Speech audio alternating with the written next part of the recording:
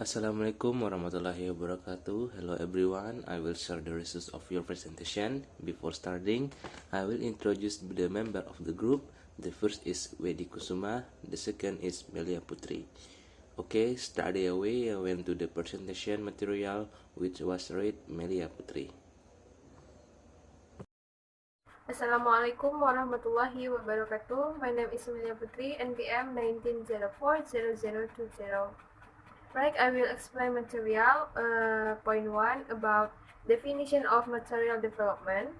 According to Panen 1995, material is or subject matter that is prepared systematical, which is used by teacher and student in the learning process, or other terms are very unique and specific teaching materials. Unique meaning materials the teaching can only be used of certain audience in a process certain learning. According to Widodo and Jasmine 2013, teaching material are a set of learning tools or tools that contain learning material, method, limitation, and ways of evaluating that are designed systematically and attractively in order to achieve the expected goals, namely achieving competence or subcompetence without its complexity. From the expert opinion, it can be concluded that teaching materials are all materials, both information, tool, and text, that are systematically arranged and used in the learning process. Teaching materials can be grouped into two major groups, namely the type of printed teaching materials and non-printed teaching materials. Printed teaching material are a number of material prepared on paper, which can function for the purpose of learning or delivering information. Came in 1985. The type of printed teaching material referred to in this basic material book are modules, handout, and worksheet, manual. The category of non-printed material include RIKA, teaching materials developed from simple item, silent and display teaching material, video, audio, and overhead transparency, and OHT. And point 2, principles in material development. The principles in developing teaching material according to Tomlinson 2011. 1. Material should achieve impact. 2. Material should help students feel their ace. 3. Material should help learners develop confidence. 4. What is being taught should be perceived are relevant and usable by learners. And 5. Material should require and facilitate learners' self-investment. 6. Learners must be ready to acquire and point being taught.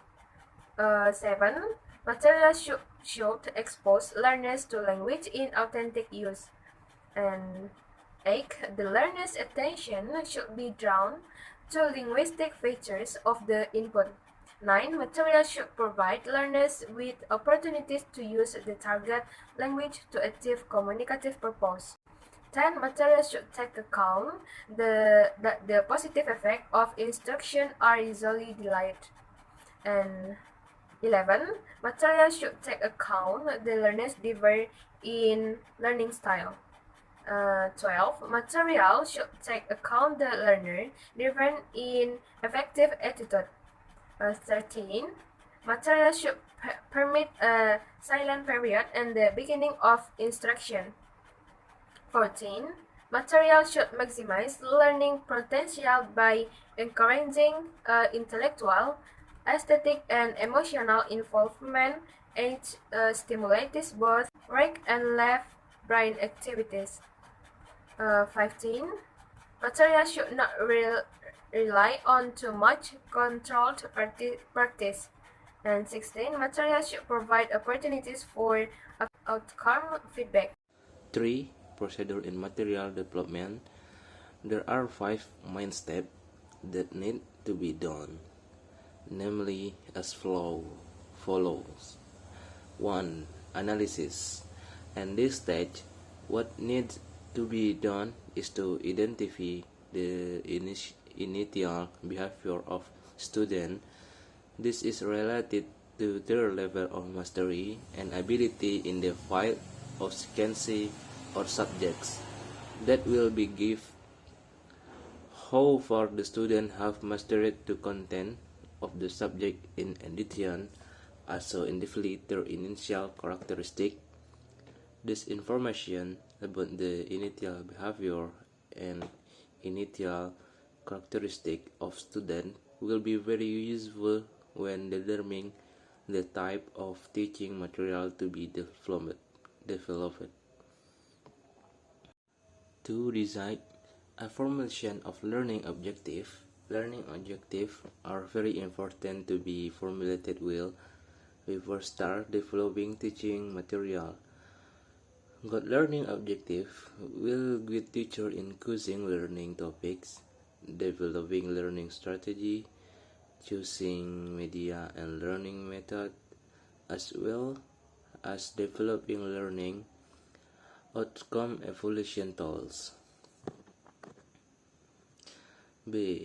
Development of concept maps. Deficiency maps. The teacher can make a concept map that will be the basis, the scope of the description of the subject material in the banking a teaching material by making a map, core concept, themes, issue, theories, principles, and procedure to be described in the topic subject can be identified.